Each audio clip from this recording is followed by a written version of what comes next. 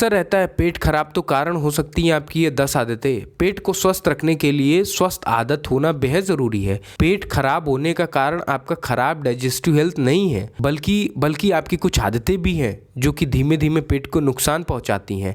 हमारी life style हो गई और गलत डाइट हो गया, ये सब आदतें जो हैं हमारे खराब पाचन तंत्र का कारण बनाती हैं। चलिए जानते हैं कि वो 10 ऐसी कौन सी आदतें हैं जो हमारे पाचन तंत्र को नुकसान पहुंचाती हैं।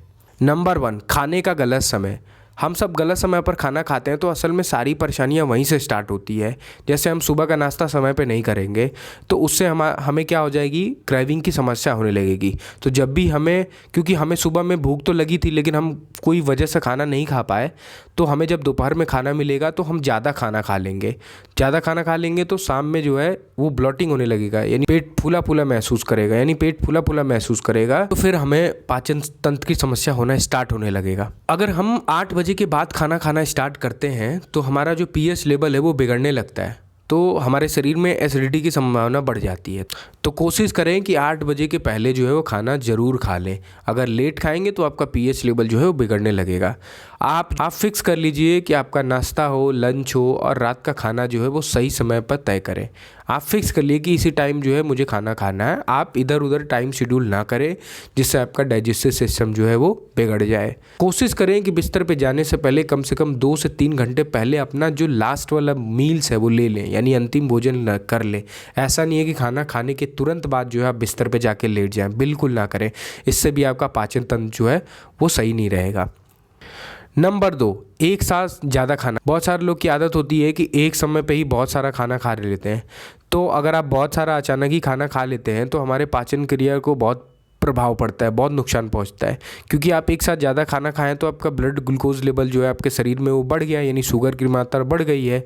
तो इसलिए जो है आपको थोड़ा थोड़ा खाना जो है वो दिन में कई बार खाना है, ना कि एक साथ ही आपको खूब ढेर सारा खाना नहीं खाना है। आपको कई बार खाना है, थोड़ा थोड़ा खाएं जिससे आपके शरीर का जो मेटाबॉलिज्म है वो सही तरीके से काम करे। नंबर 3, एक जैसी चीज़ों का सेवन करना। बहुत लोग की आदत होती है कि वो बैलेंस डाइट नहीं लेते, तो आप कोशिश करें कि बैलेंस डाइट लें। हर दिन बदल बदल के खाएं।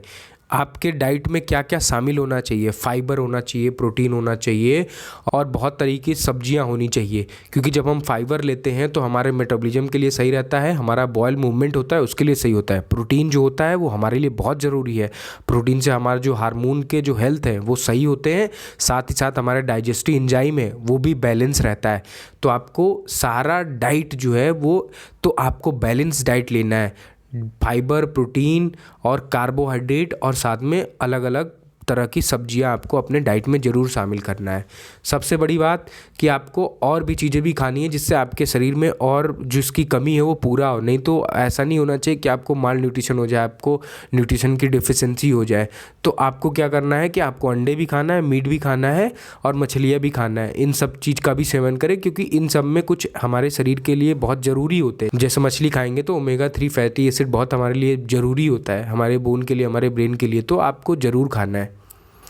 नंबर 4, खाने से पहले बीच बीच में पानी पीना। बहुत लोग की आदत होती है कि लगातार जो है वो पानी पीते रहते हैं। खाने से पहले ही पानी पी लिया या खाना खा रहे हैं तो उसके बीच में भी पानी पी रहे हैं, तो आपको बिल्कुल नहीं करना है।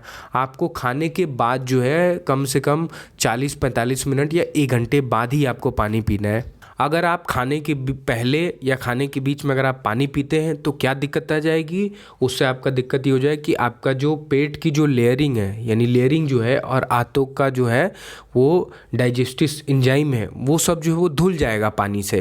क्योंकि आपके शरीर में एसिड निकलना था, क्योंकि खाना आता है तो HCl आता है बाहर, एसिड आना था गैस्ट्रिक जूस में, तो आप पानी लेके चले आए खाने से पहले, तो उससे भी जो है आपका खाना पचने में बड़ा मुश्किल हो जाता है। तो खाना जो है खाने से पहले पानी नहीं पीना है, साथ ही साथ आपको बीच में भी पानी नहीं पीना है। कि ऐसा नहीं कि खाना भी खा रहे हैं और पानी भी पी रहे हैं, नहीं, आपको 1 घंटे बाद पानी पीना है, वरना आपका जो डाइजेस्टिव एंजाइम है वो सब कोई काम नहीं करेगा प्रॉपर तरीके से, इसलिए आपको पाचन तंत्र की समस्या होना स्टार्ट हो जाएगी। एक और बात, आपको कभी भी खाने से पहले जूस भी नहीं लेना है, साथ ही साथ चाय भी नहीं लेना है, क्योंकि ये सब भी नुकसानदायक होते हैं। क्योंकि अगर आप चाय वो लेते हैं सब भी अलग अलग जूस, तो उससे भी थोड़ा सा आपके शरीर में सूजन बढ़ने लगती है, तो उससे आपको ब्लॉटिंग की समस्या आने लगती है। तो आप जब भी खाना खाएं तो आपसे बोल रहा हूँ पानी नहीं पीना है। 5वीं बात, ऑयली फूड का सेवन तो भाई छोड़ दीजिए आप लोग, तो बहुत अच्छा है, क्योंकि यह हमारे पेट के लिए बिल्कुल ही नहीं सही है। क्योंकि इसका इतना नुकसान है ना कि हम बता नहीं सकते, बहुत ही ज़्यादा नुकसानदायक है। क्योंकि ऑयली फूड जो होते हैं वो पेट में चिकनाहट पैदा करते हैं और शरीर के जो मेटाबॉलिज्म है उसको स्लो कर देते हैं, जिससे हमारा खाना पचता ही नहीं है और साथ ही साथ कब्ज की भी समस्या बनने लगती है। फिर कब्ज बनने लगेगी तो यानी कॉन्स्टिपेशन बनने लगेगा, तो उससे में बहुत दिक्कत होने लगेगा।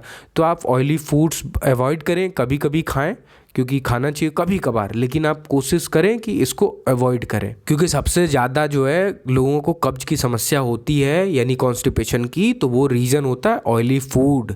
क्योंकि इन्हीं सब चीज़ों की वजह से पेट से जितनी भी सारी बीमारियां होती हैं वो सब परेशानी का कारण ही होता है ऑयली फूड ज़्यादातर। आप बिल्कुल अवॉइड करें। नंबर 6, जल्दी जल्दी खाने की आदत। आजकल जो है व्यस्त ज़िंदगी में हम बहुत जल्दी जल्दी खाना खाने की आदत हो गई है। हम बहुत जल्दी खाना खा लेते हैं, फटाफट खाना खा के जो भी है वो निकल लेते हैं, पानी भी पी के निकल लेते हैं और खड़े खड़े तो पानी पी के जो काम पे जाना होता है काम पे चले जाते हैं। तो ये सब आदतें जो है हमारी पेट के लिए नुकसानदेह हैं, ऐसा नहीं करना चाहिए। आपको जल्दी जल्दी खाना नहीं खाना चाहिए। अगर आप जल्दी जल्दी खाना खाते हैं तो आपका पाचन जो है यानी आपका खाना पचना जो है वो बंद होने लगता है, फिर आपका खाना जो है वो वहीं रहने लगता है। जब हम जल्दी से खाना स्टार्ट करते हैं तो हमारा खाना अच्छे से पचता नहीं है, क्योंकि हमारा पाचन तंत्र और जो हमारी आंतें हैं उस खाने को अच्छे से पचा नहीं पाती हैं। तो इसलिए हमें जल्दी जल्दी खाना नहीं खाना चाहिए, क्योंकि हम धीरे धीरे खाना खाएंगे तभी तो हमारे शरीर को मालूम चलेगा कि हमने कुछ खाया है ना। हम जल्दी जल्दी खाते रहते हैं तो फिर हमें क्रेविंग हमेशा बनी रहती है, क्रेविंग बनी रहेगी तो फिर हमें कुछ मिलेगा तो फिर कुछ खाएंगे, तो उससे हमारा मेटाबॉलिज्म भी स्लो होने लगता है। जब हम खाने लगते हैं जल्दी जल्दी तो उससे स्लो होने लगता है, तो फिर स्लो होने लगेगा तो फिर आपको मोटापा होने लगेगा। मोटापा हो के साथ ही साथ आप ये देखोगे कि यार हमारा बेली फैट भी आ रहा है, फिर आपका वजन भी बढ़ना स्टार्ट हो जाएगा। तो कई सारी परेशानियां हो सकती हैं। तो आपको जल्दी जल्दी खाना नहीं खाना है, आपको आराम से खाना है टाइम के हिसाब से। नंबर 7, खाने के बाद तुरंत बैठ जाना या लेट जाना। बहुत लोग की आदत होती है खाना खाने के बाद ही लेट जाएं, तो ये बिल्कुल ना करें, क्योंकि इससे मोटापा बढ़ता है, साथ ही साथ आपको डायबिटीज़ भी हो जाता है। क्योंकि यही रीज़न ही है मोटापा, डायबिटीज़। क्योंकि आप खाना खाने के बाद तुरंत सो जा रहे हो, बैठ जा रहे हो, तो इससे आपको कई सारी बीमारियां हो सकती हैं। तो कोशिश करें कि आप खाना खाने के बाद थोड़ा वॉक करें, नहीं तो आप खाना खा के लेट जाएंगे तो आपका जो पाचन प्रक्रिया है वो बहुत स्लो हो जाएगा, कुछ ज़्यादा काम नहीं करेगा, उससे भी आपको बहुत दिक्कत हो जाएगी। क्योंकि अगर हम चल नहीं रहे खाना खाने के बाद, बहुत लोग की आदत होती है कि खाना खाने के बाद लेट गए, तो उनमें होगा क्या, आप खुद ही सोचे ना कि जो शरीर को कैलोरी बर्न करनी थी वो बर्न होगी ही नहीं, यानी शरीर को मौका ही नहीं मिला जो कैलोरी बर्न करने के लिए। तो उससे हमारे शरीर में एसिडिटी होने लगेगा, यानी गैस की समस्या होने लगेगी और उससे भी पाचन की समस्या जो है वो बढ़ने लगती है। पाचन की शक्ति जो है वो धीरे धीरे कम होने लगती है और कई सारी पाचन समस्याएं भी होना स्टार्ट होने लगती हैं। पोटी लगने पर ना जाना। बहुत लोग की आदत होती है पोटी लगने पर ना जाना, थोड़ी देर बाद के लिए सोचते हैं कि नज़रअंदाज कर देना ही सही है। जी नहीं, ऐसा नहीं करना है, क्योंकि उससे आपको कब्ज हो सकता है। दरअसल जब भी ऐसा फील होता है तो आपका शरीर क्या कहना चाहती है, आपका यही तो शरीर बोलना चाहती है कि इसको मतलब एक्सक्रीट आउट करो, इसको बाहर करो, क्योंकि ये इंडिकेशन, ये मैसेज है कि आपका शरीर पूरे दिन अच्छे से काम किया है, इसलिए आपका जो वेस्ट प्रोडक्ट है उसको बाहर निकलना चाहता है। लेकिन बहुत सारे लोग जो है उसको स्टोर करके रखे होते हैं, तो उससे भी जो है पाचन तंत्र की समस्या होना स्टार्ट होने लगी। तो आप इसे अगर नज़रअंदाज करेंगे तो आपका स्वास्थ्य के लिए बहुत ज़्यादा नुकसानदायक हो सकता है। तो जब भी ऐसा फील हो आप प्लीज़ इसे नज़रअंदाज ना करें। Number 9, unactive lifestyle. बहुत लोग की आदत होती है कि वो एक्टिव नहीं रहते। एक्टिव नहीं रहेंगे तो आपका जो पाचन क्रिया है वो धीरे धीरे स्लो होना स्टार्ट हो जाएगा। तो आपको जो है वो हमेशा एक्टिव रहना, वॉक करो ना, थोड़ा थोड़ा मूव करते रहो, ताकि जो भी आपकी बॉडी में जो सिक्रीशन है वो सब रिलीज होते रहे आपके ब्लड में, नहीं तो फिर कुछ मतलब नहीं होगा। फिर आपका हमेशा जो है मेटाबॉलिज्म स्लो होता रहेगा, फिर आपको कई सारी बीमारियां होने लगेंगी। क्योंकि आप अगर अनएक्टिव रहेंगे, क्योंकि अगर आप अनएक्टिव रहेंगे तो शरीर में आप खाना तो खाते जा रहे हो पर आप खाना जो है वो अच्छे से पच नहीं रहा है, तो क्या फायदा है। इससे आपका जो शरीर में शुगर की मात्रा है वो बढ़ने लगेगी, तो बढ़ेगी तो फिर आपको कई सारा दिक्कत हो सकता है। तो ऐसा नहीं होना चाहिए कि शुगर बढ़ गया तो जमा होने लगा, जमा होगा तो फिर पहले क्या होता था कि जो लोग एक्टिव होते हैं उनमें ये होता था कि भाई वो लोग एक्टिव हैं तो पसीने आ रहे हैं, तो पसीने से सब जितना भी वेस्ट है वो सब बाहर निकल रहा है। लेकिन इनमें क्या होगा, जो लोग अनएक्टिव लाइफ स्टाइल जी रहे हैं उनमें क्या होगा, शुगर की मात्रा बढ़ने लगेगी, पसीने नहीं आएंगे, फिर उसके बाद पसीने नहीं आएंगे तो मोटापा भी बढ़ता जाएगा, तो उससे इनका जो पाचन क्रिया है वो धीरे धीरे स्लो हो जाएगी, साथ ही साथ पेट से रिलेटेड समस्या और बढ़ती जाएगी। तो आपको हमेशा एक्टिव रहना है, ऐसा नहीं है कि अनएक्टिव यानी सेडेमेंट्री लाइफ स्टाइल नहीं रखनी है। नंबर 10, एंटीबायोटिक दवाओं का ज़्यादा सेवन करना। बहुत लोग एंटीबायोटिक जो है बहुत ज़्यादा यूज़ करते हैं, उससे भी आपका पाचन क्रिया जो है वो डिस्टर्ब हो सकता है। क्योंकि हमारे शरीर में होता क्या है कि दो तरह के बैक्टीरिया होते हैं, एक अच्छे बैक्टीरिया होते हैं, एक बुरे बैक्टीरिया होते हैं।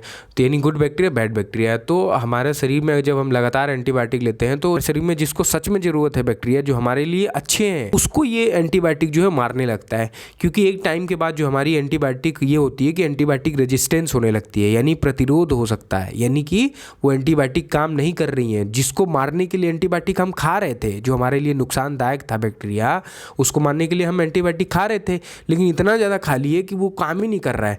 तो जो हमारे अच्छे बैक्टीरिया हैं जो हमें सच में चाहिए, वो हमारे शरीर के लिए काम के हैं, उसको भी मारने लगता है। तो इसलिए जो है एंटीबायोटिक ज़्यादा भी ना लें, हमेशा कोशिश करें कि डॉक्टर की सलाह में एंटीबायोटिक लें। क्योंकि अगर आप ज़्यादा एंटीबायोटिक लेंगे तो आपका पीएच भी बैलेंस नहीं रहेगा, यानी डिसबैलेंस स्टार्ट हो जाएगा, यानी असंतुलित रहना स्टार्ट हो जाएगा। इससे भी आपका पेट खराब होना स्टार्ट हो जाएगा।